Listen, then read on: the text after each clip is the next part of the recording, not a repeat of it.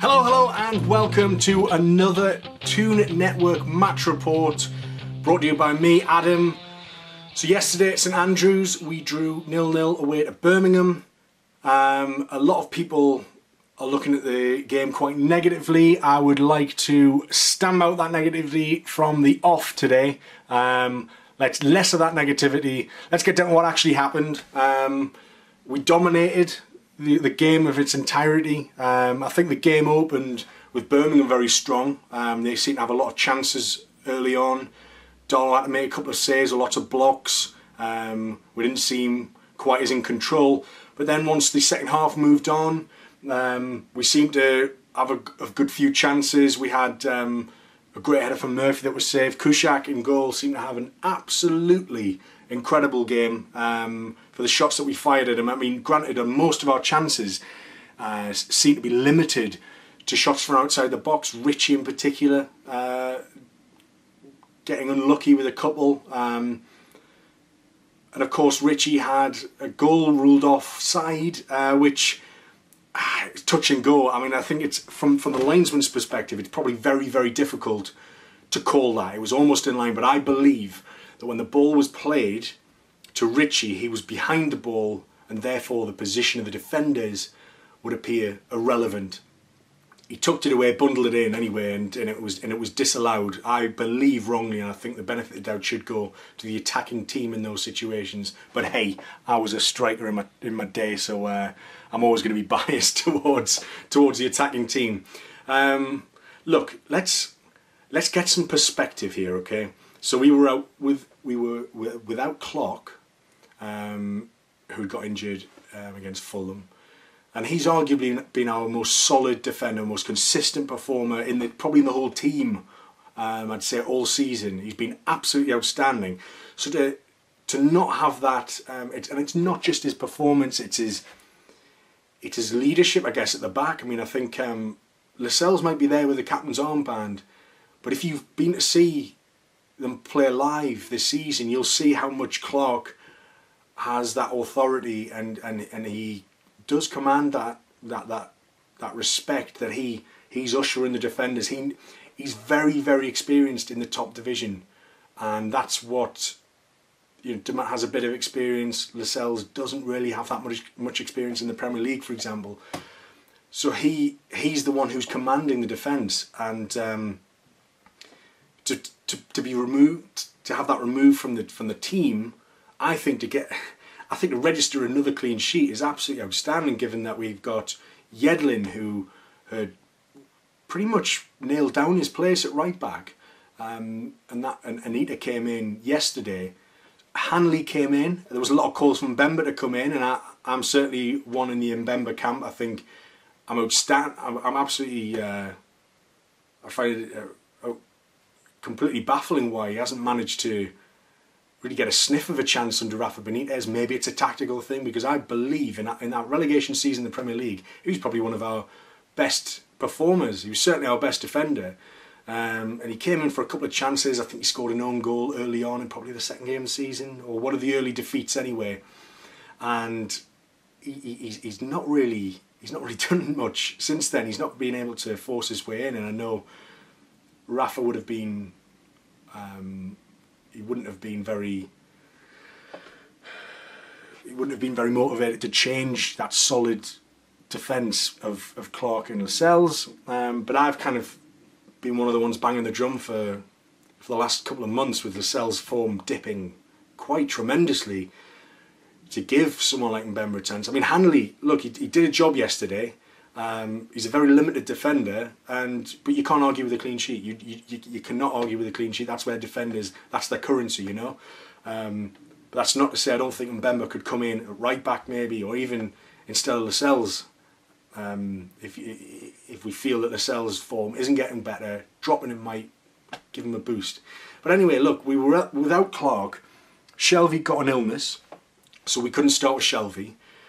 And Gale, I know he got not consolation goal. He got that that third goal against Huddersfield when he came off the bench. But I think since his injury, he's not really been at his. I don't think he's back 100% yet. He's not firing on all cylinders yet, and that's okay. Look, a hamstring's one of those really awkward injuries where you don't fully know if it's healed, and the only way you can find out is if you gradually apply more pressure to it and test it in real games, I guess. And he seemed a bit out of sorts, and obviously he came off injured against Villa because he got another tweak. But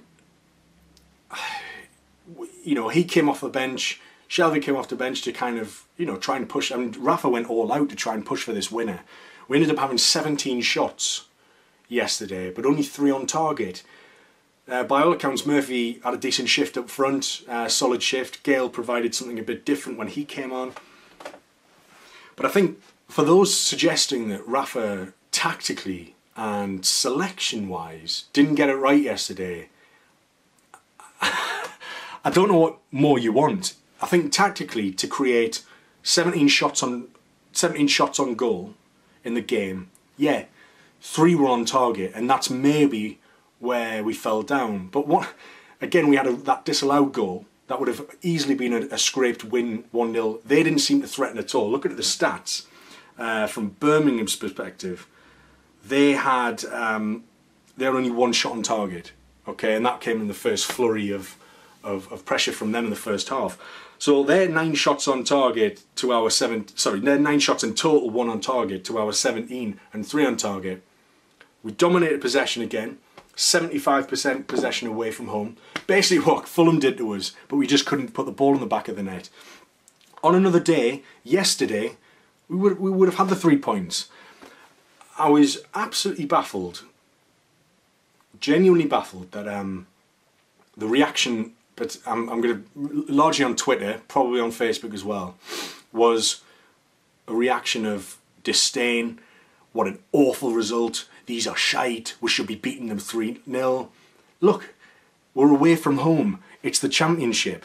We've still only lost, I believe, 1 or 2 games since the turn of the year. I think it's 2 games in the league this year. To get a draw away from home in any league, it is reasonable. It's kind of, it's not spectacular, but it's certainly nothing to be angry about, and it's not as if our performance was poor. You could argue we could have maybe been a bit more clinical in front of goal, but our top goal scorer isn't fit to start yet, and he's off the boil slightly, and he needs games, he needs match experience, match practice to get there. Murphy has been pretty clinical in front of goal recently, so I think he was the right call to start. And let's get it back to their keeper again. He made a couple of absolutely outstanding saves that on another day he would have missed and would have got it to the net, and we might have won 1-0 or 2-0. Probably not more than that. But we did, I felt like, again, it's similar to the Bristol City game. They went 2-0 up, and then we piled on the pressure, and it was only 2-2, but in the end, given the amount of chances and clear-cut chances we created, on another day it would have been 5-2, 4-2, even scraped a 3-2. We would have, when it comes down to that, it's almost like tactics. You cannot legislate for a couple of missed or a keeper having played an absolute blinder. You just can't. So for people saying this was a disgusting result, awful result, I read, embarrassing, come on guys, get yourself some perspective, you know? We're still top of the league. Off the back of this weekend, we gained a point off both our title rivals. Brighton lost, got absolutely humped. Huddersfield lost. Yes, Huddersfield have a game in hand and we're 7 points clear of them, which they could reduce it to 4, but they might not win that game. And Brighton are on the same number of games as us anyway. So, get some perspective. Put a smile on your face, man. We're still top of the league. But I just get the sense that a lot of fans, that's just not good enough for them. It's like they need to complain about something all of the time. They need to complain about something. And maybe this is a wider problem. Maybe this is why it is seeping into our home games. The support, you get pockets of great support And look, I don't, just because the support thing's a difficult thing. People like to go to the game and sing their hearts out, clap, get some atmosphere going. I like to clap a bit, get some atmosphere going, a little bit in my section. But a lot of the noise comes from the Gallagher corner, for example, and I sit fairly close to that, so I sort of ride off the wave of that. What I don't want us doing, and what I don't want us doing is berating those people who don't necessarily like to shout and sing, because some people just don't like to do that. However, what we can do is encourage more people to maybe clap along a bit, and just because somebody isn't singing doesn't mean they're not feeling positively about the team. And I think to get angry about people who don't sing and that they shouldn't be there, I think that's wrong.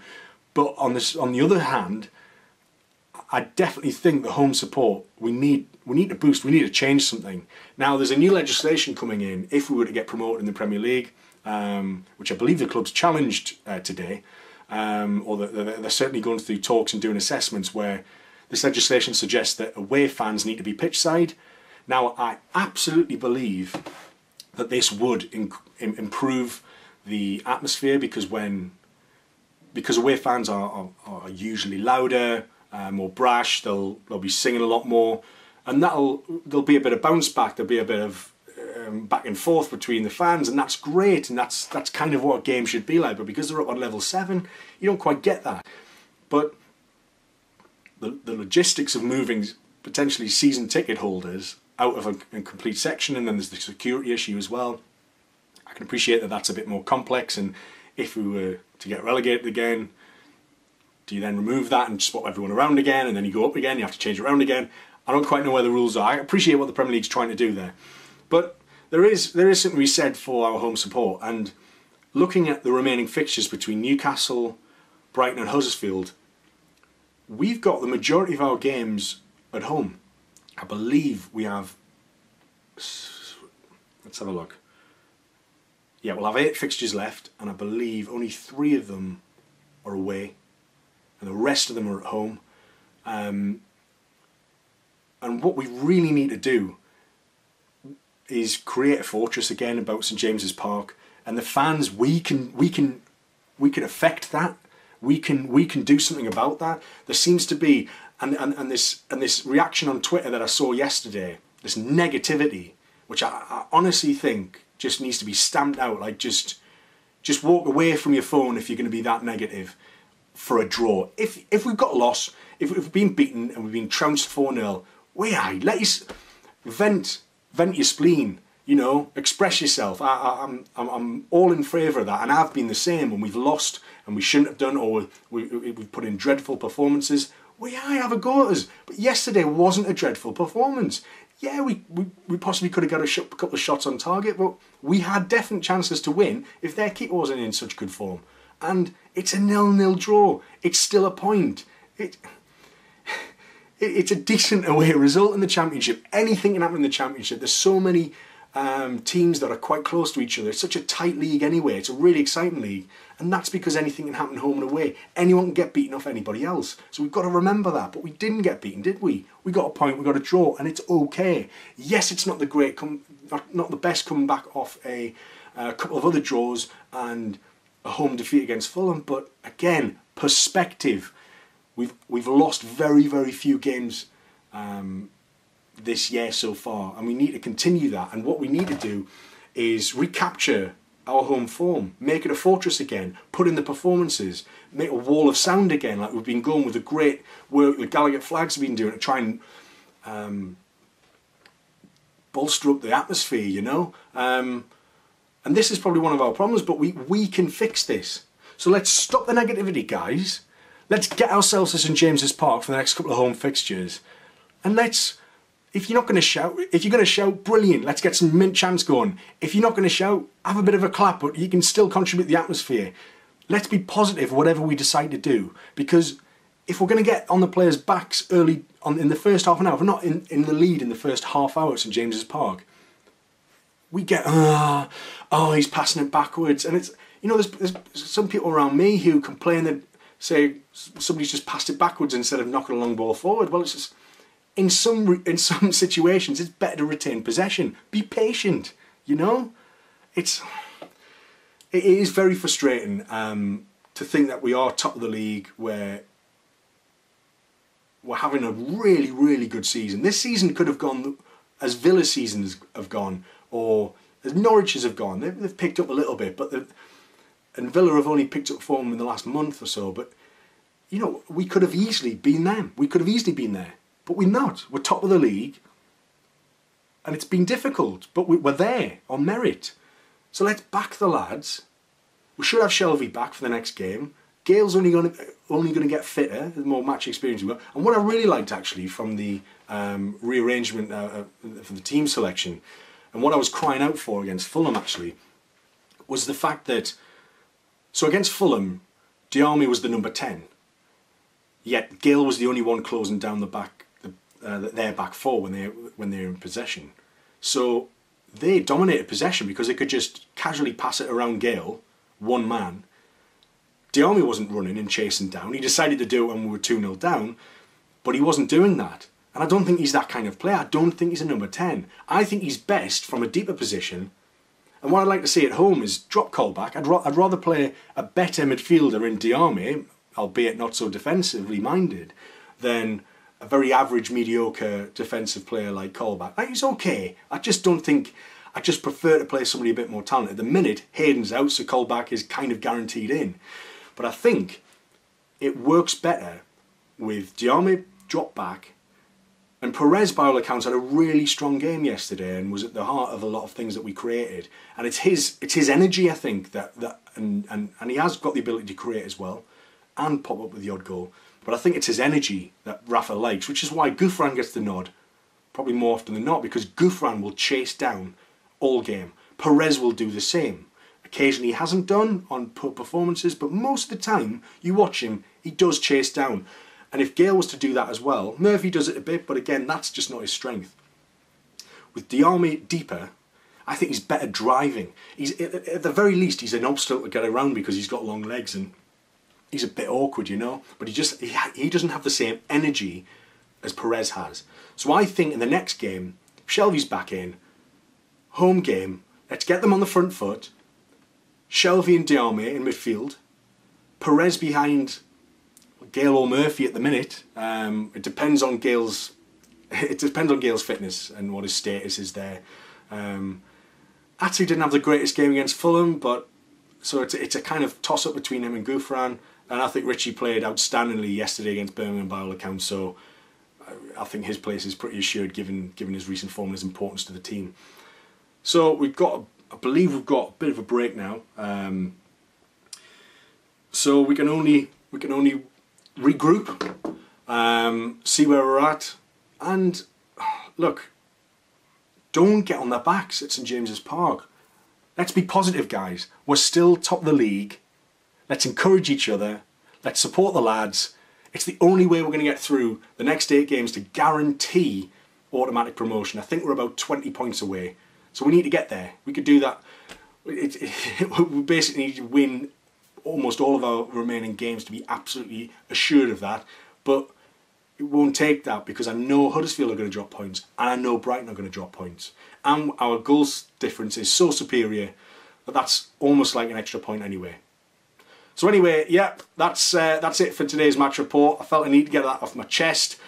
Let's keep the negativity down to a minimum and support them for this final leg, for this final straight. Let's not fall at the final hurdle here. We're so close to automatic promotion. Once automatic promotion happens, look, let's prove to Rafa that we can support his team. What we don't want to do is muttering, complaining, whining, when actually in situations where we haven't even conceded a goal. Okay? Anyway, get some perspective, guys. Put a smile on your face. We're bloody top of the league. Anyway, I've been Adam. We're back for another video very soon. We'll get Pete and Vince on as well for a 2 and 10. Follow us on social media channels on Facebook and Twitter. We're on YouTube, iTunes and SoundCloud, so share with all your friends if you like this video, and give us a like. Give us a comment down below as well. That'll be great. But until next time, I've been Adam. Thanks very much. Bye-bye.